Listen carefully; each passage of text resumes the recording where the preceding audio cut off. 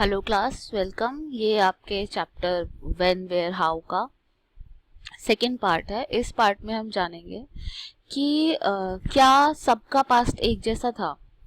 Obviously not, सबका past एक जैसा नहीं होता है। सबके पास में कुछ ना कुछ अलग अलग चीज़ें होती है। जैसे हमारे पास्ट में कुछ और चीज़ें, हमारे माँ बाप के पास में कुछ और चीज़ें होती हैं, हमारे दोस्तों के पास्ट में कुछ और चीज़ें होती हैं। तो ऐसे ही जो पास्ट होता है वो कभी भी सेम नहीं होता है। हर किसी का अलग अलग नजरिया होता है, अलग अलग चीजें होती हैं, है ना। ऐसे ही अलग अलग टाइम फ्रेम भी है। जैसे कि कई बार हम बीसी यूज करते हैं। आगे जब अब आप हिस्ट्री पढ़ते जाओगे तो कहीं पे हम बीसी यूज करेंगे, कहीं एडी, सीई, बीसीई, बीपी, ये सब क्या होते हैं ये सब हम जानेंगे। अलग अलग टाइम फ्रेम कैसे हैं, ठीक है, वो जानेंगे। डिफरेंट जो दुनिया में चीज़ें हैं, जैसे ज्योग्राफिकल फ्रेमवर्क किसी जगह का, कि उसकी ज्योग्राफी से हिस्ट्री पे क्या असर पड़ा, ठीक है, कि जगह का नाम क्या क्या थे, ये सारी चीज़ें जानेंगे।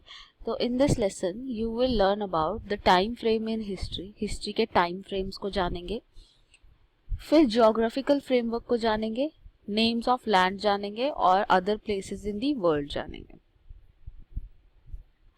फर्स्ट ऑफ ऑल, ये आप मैप देख रहे हो, ये पहले जैसा इंडिया था पहले के टाइम पे उसकी फोटो है।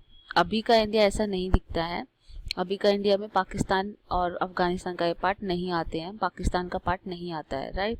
तो ये अभी का मैप नहीं है, ये पुराने मैप है।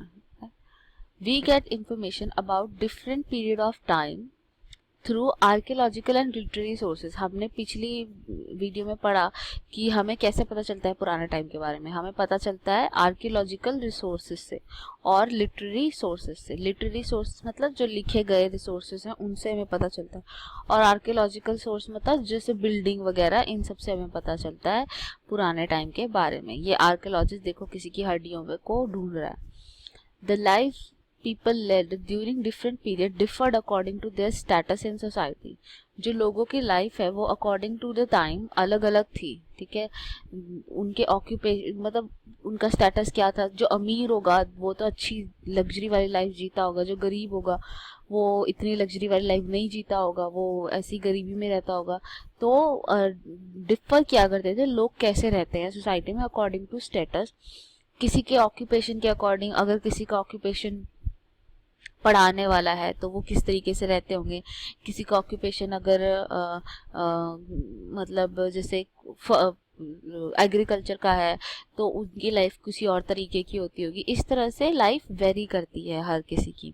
This mean all people did not share common past. इससे हमें पता चलता है कि हर किसी ने कॉमन पास्ट नहीं शेयर किया है। Instead different group of people experience different past differently. जो लोग हैं उन्होंने अलग अलग पास्ट देखे हैं। देखो जो अमीर होगा उसका पास्ट कैसा होगा, खुशनुमा होगा, उसको सारी चीज़ें मिली होंगी, उसको कभी भी किसी चीज़ की कोई प्रॉब्लम नहीं हुई होगी, है ना। लेकिन जो गरीब है उसका पास्ट कैसा है कि उसको हर चीज़ में प्रॉब्लम रही होगी, हर चीज़ में उसको स्ट्रगल करना पड़ा होगा, है ना।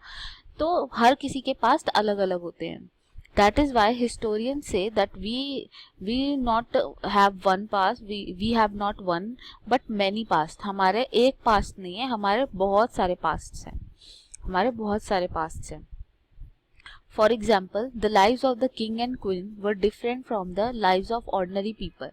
जो king और queen की लाइफ हुआ करती थी वो तो कितनी lavish होती होगी, वो नॉर्मल लोगों की लाइफ से काफ़ी अलग होती होगी। जैसे कि आज के टाइम में अगर हम देखें तो जो लोग सिटी में रहते हैं उनकी लाइफ कितनी अलग है, और जो लोग गांव में रहते हैं उनकी लाइफ कितनी अलग है।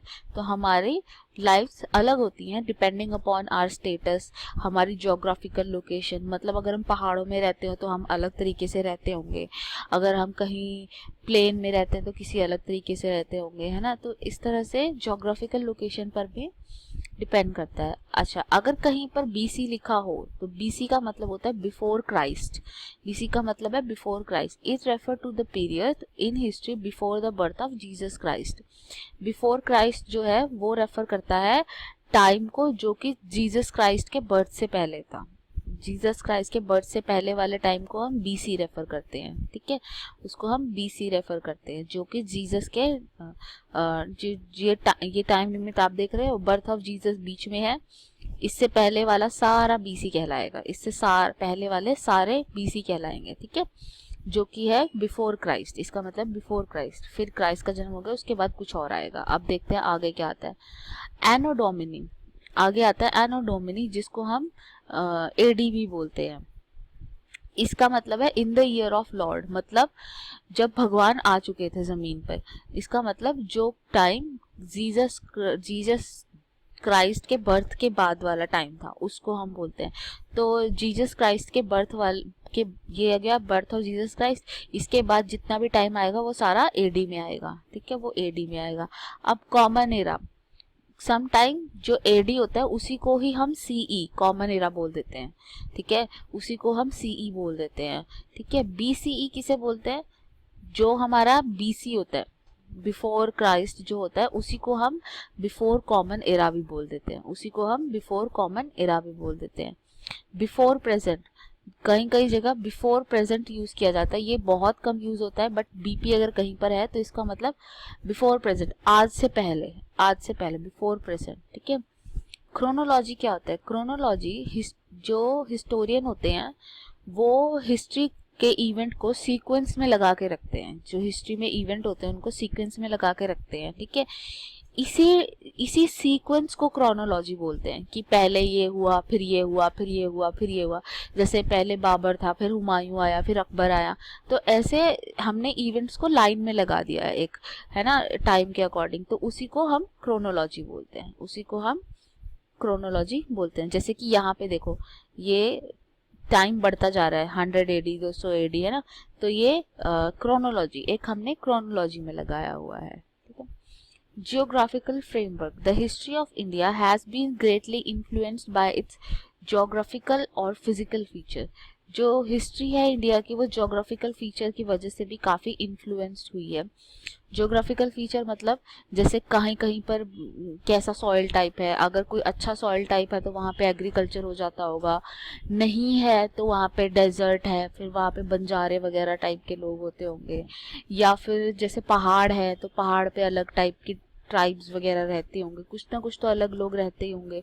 तो ऐसे रेनफॉल, क्लाइमेट, वेजिटेशन, इन सब की वजह से भी डिफरेंट डिफरेंट लाइफस्टाइल हुए हैं लोगों के। जैसे साउथ इंडिया में मैक्सिमम लोग क्या खाते हैं, ये इडली, चावल, सांभर एक्सेट्रा ये सब खाते हैं, मेन फूड ये है उनका।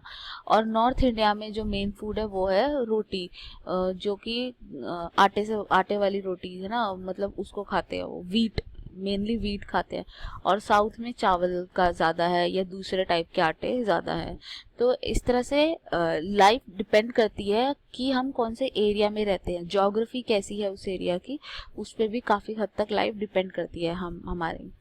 The Himalaya in the north protect the country from invader. ये देखिए ये हिमालयाज हैं, ये हिमालय हर जगह फैले हुए हैं, तो इन्होंने कंट्री को यहाँ से आने वाले इन्वेडर से बचाया है, नॉर्थ से आने वाले इन्वेडर से कंट्री को हिमालयाज ने बचाया है, ठीक है। द लॉन्ग कोस्ट लाइन, ये देखो ये कोस्ट लाइन, ये रही इंडिया की इतनी लंबी कोस्ट लाइन है, इसकी वजह से इंडिया में फॉरेन ट्रेड बहुत हुआ है।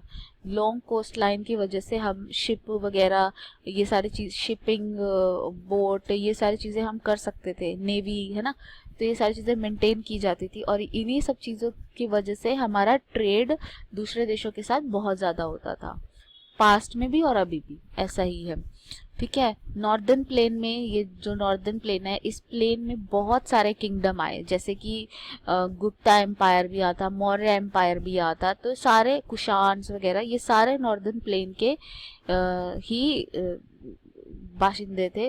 बेसिकली ये जो भी जिनके भी मैंने नाम लिए, मौर्य, कुषाण्स और गुप्ता, ये हमें आगे पढ़ने को मिलेंगे, बट नॉर्दर्न प्लेन में, क्योंकि ये प्लेन एरिया था, यहाँ पे एग्रीकल्चर किया जा सकता था, ये प्लेन एरिया था, यहाँ पे एग्रीकल्चर किया जा सकता था, एग्रीकल्चर के लिए बिल्कुल फिट है। इवन आज के टाइम पे भी सबसे ज़्यादा यहीं पे ही होता है एग्रीकल्चर, यूपी, बिहार, हरियाणा, पंजाब, है ना, तो ये वाली बेल्ट में बहुत सारे किंगडम थे, ठीक है।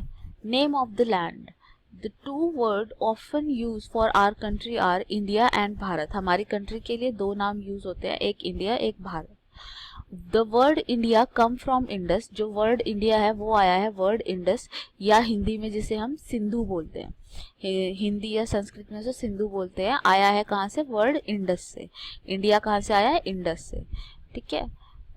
The Iranian and the Greek who came through the north west in about 2500 year ago and were familiar with Indus called it Hindos or Indos, and the land east to the river was called India। देखो इसको इन्होंने इंडोस बोला, Indus river को इंडोस बोला, हिंदोस बोला, ठीक है। इस एरिया को, जो भी इस इंडस रिवर से ईस्ट में है, ईस्ट डायरेक्शन में जितना भी सारा रीजन है, उस सारे का सारा नाम आ गया इंडिया, उसके सारे का नाम आ गया इंडिया। जो भी इंडस रिवर से ईस्ट में है, इंडस रिवर से ईस्ट में जो भी पार्ट पड़ता है उसका नाम क्या पड़ गया, इंडिया, ठीक है। The name Bharat was used for a group of people who lived in northwest and are mentioned in Rigveda. देखो ऋग्वेदा में एक ट्राइब मेंशन थी, उस ट्राइब का नाम था भारत, भारत ट्राइब थी, तो उसके नाम पे इंडिया का नाम भारत, हिंदी में भारत रखा गया है। Other places in the world, the most famous inscription to be deciphered were those found written on stone in the coastal town of Rosetta in Egypt। ये जो दिख रहा है आपको स्टोन, इस स्टोन पे कुछ लिखा हुआ है, ठीक है, इस स्टोन पे कुछ लिखा हुआ है। ये कहाँ पे, ये दूसरी जगहों पर भी, मतलब सिर्फ इंडिया में ही ये चीज़ें नहीं मिलती, दूसरी जगहों पर भी मिलती है, जैसे कि ये मिला हुआ है इजिप्ट में, ठीक है। ऐसे ही द इंस्क्रिप्शन, देखो इस पत्थर पे ये चीज़ें लिखी हुई हैं। The inscription had 3 different languages, 3 different languages में लिखा हुआ है, 1 Greek and 2 form of Egyptian।